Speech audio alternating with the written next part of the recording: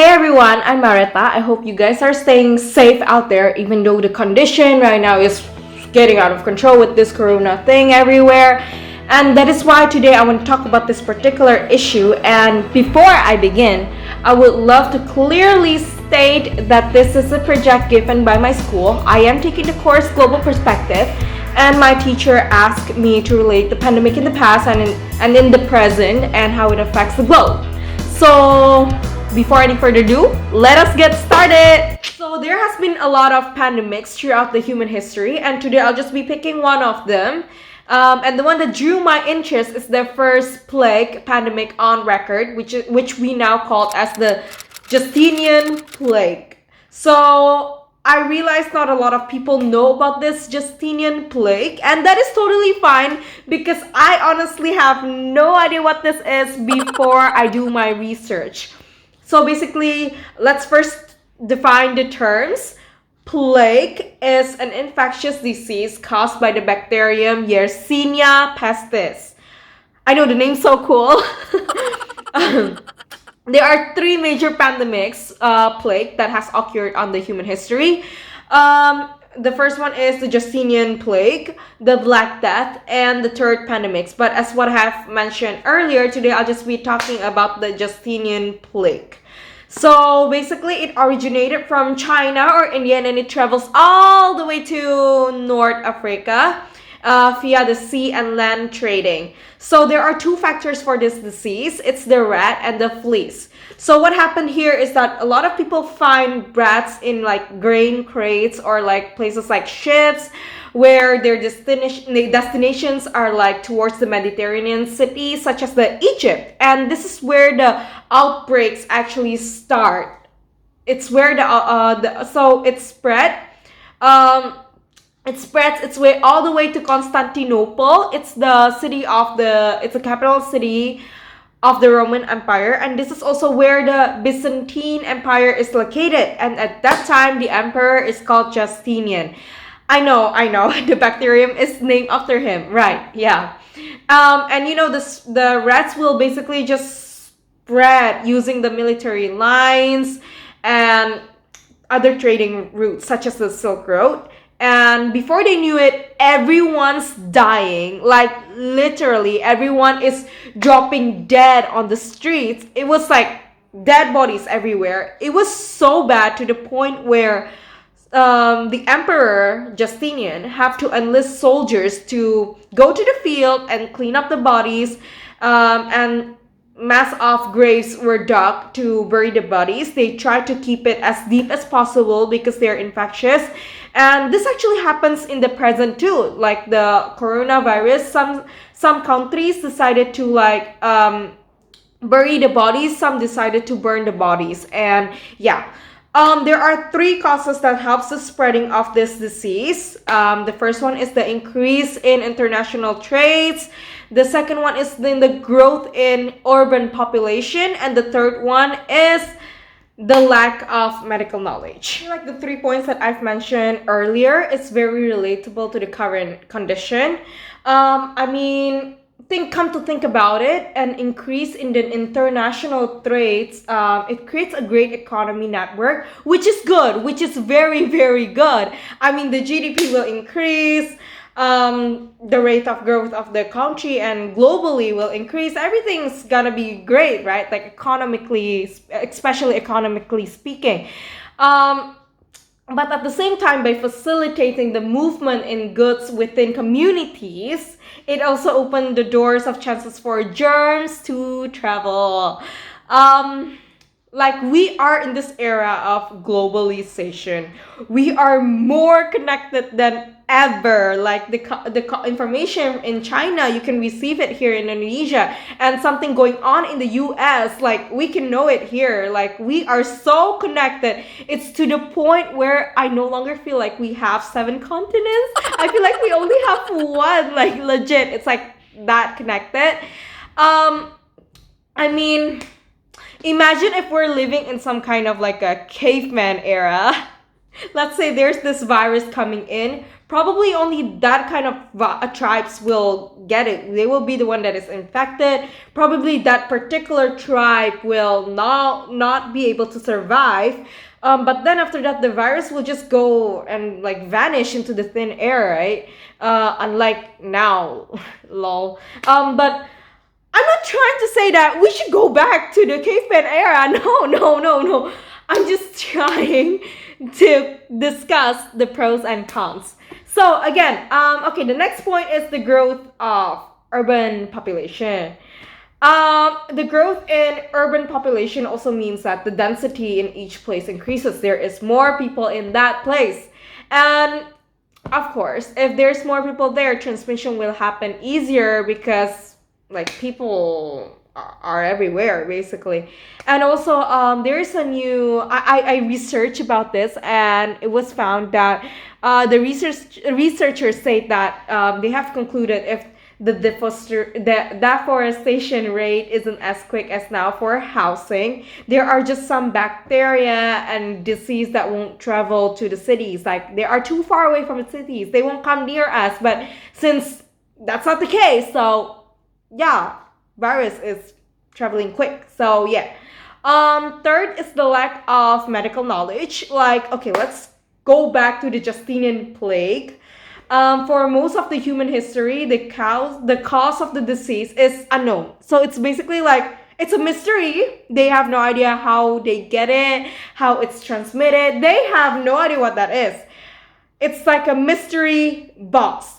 So they have no idea when you cough, there's like thousands of bacteria or virus being transmitted into the air. They have no idea about that. So this increases the rate of this facilitates the virus to spread faster because I mean, yeah, logically, if they have no idea about that, they will have no idea how to handle it. And they will have no idea when people cough, you should like go away. No, they have no idea. So like, of course.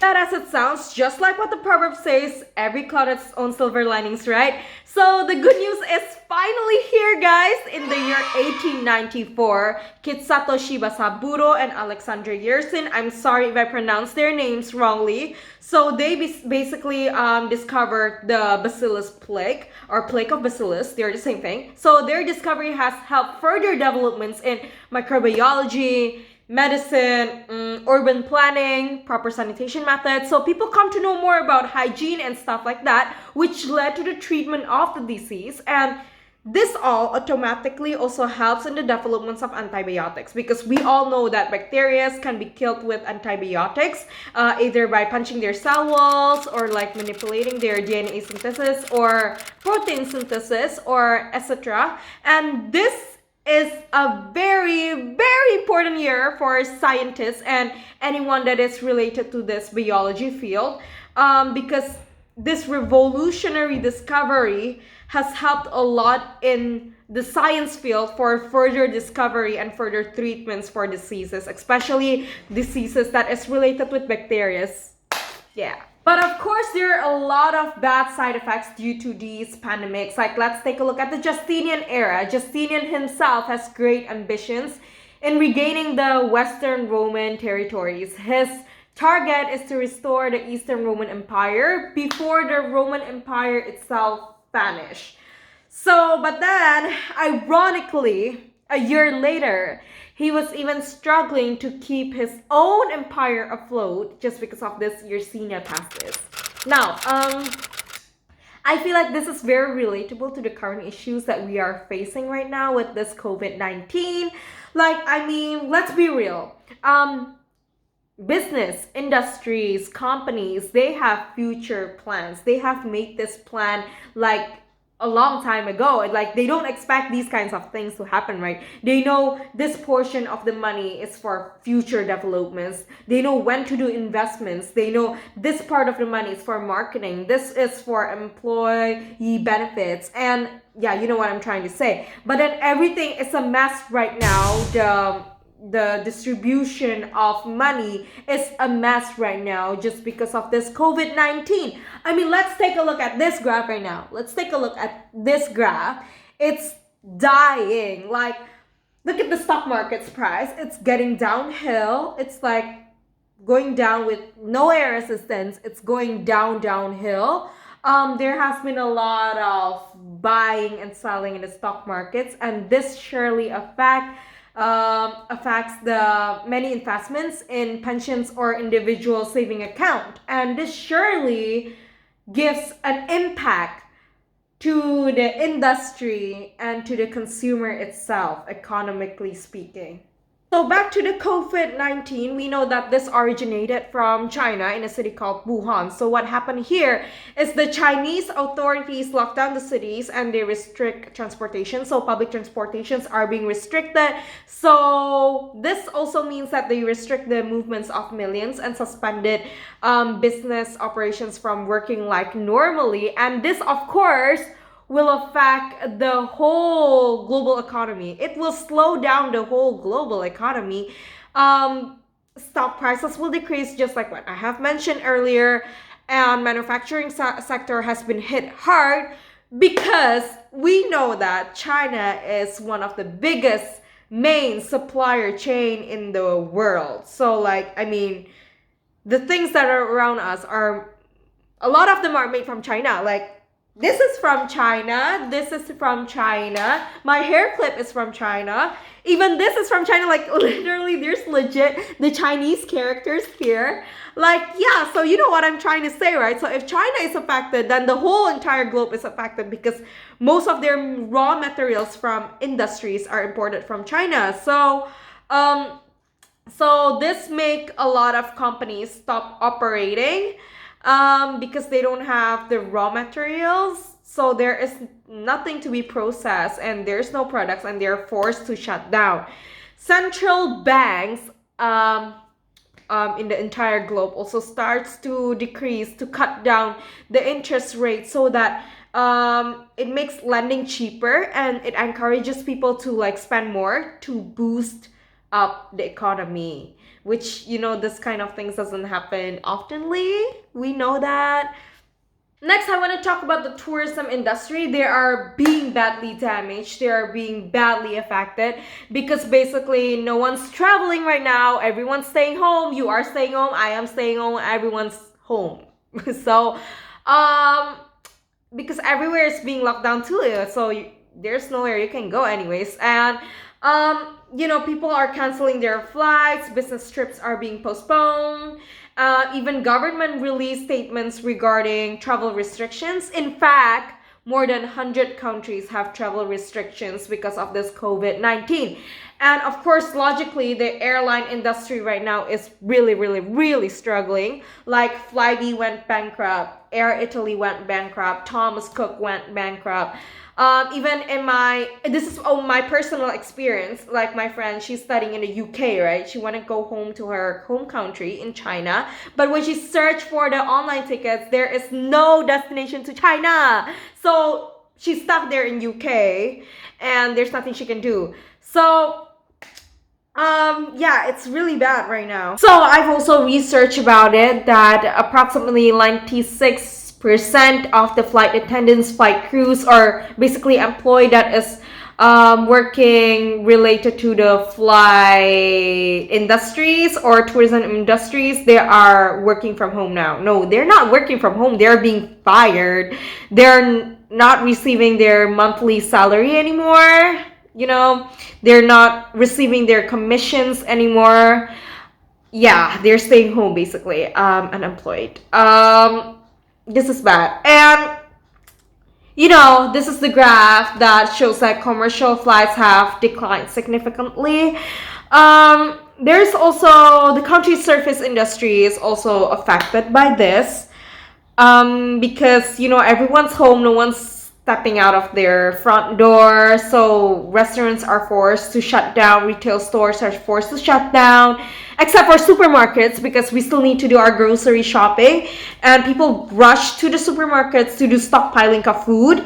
A lot of food are running out and even daily products such as tissues are running out. It's really hard to find tissues nowadays and I'm being serious right now. And then, you know, this affects like the whole globe. It affects the the growth of the whole globe, and it slows down the global economic activity. And the slowing down in the global economic activities also means that there is a decline in the demand of oil. So oil prices decreases now. And yeah, the economy right now is really, really not balanced. The cash flow is being disrupted. Industries just can't cover the operational costs, and some industries are even forced to shut down temporarily, or even went bankrupt. By the way, guys, governments are increasing the budget for medical support for this COVID-19, because we know that some people that is infected with this COVID-19, some of them are not financially strong enough to pay for their own medical fees. So of course they need the government support. Governments also support through the fundings of equipments, machines, and facilities. But then again, by putting more budget into these supports, of course it will affect the country itself. It will slow down the growth of the country, because the money that were taken away were money that were once planned to be used for future developments of the country. But then it's the right thing to do, of course, because again, citizens are top priorities and they're sick right now. So of course, government should help them. I hope vaccines can be found soon. I hope everything will go back to normal soon. And I hope people that are studying in this microbiology field will learn a lot from this new virus in our community. And I hope it will be useful for the future upcoming disease. Just like what happened in the year 1894, the discovery of Kitasato Shibasaburo and Alexander Yersin of the Bacillus Plague will never be forgotten, because it's a revolutionary discovery and it's very important in the field of biology. Yeah, that's it for today's video, guys. I hope you guys enjoyed this video. I hope there's a lot of things that you learn from the past pandemic and the present pandemic, the COVID-19 and the Justinian Plague.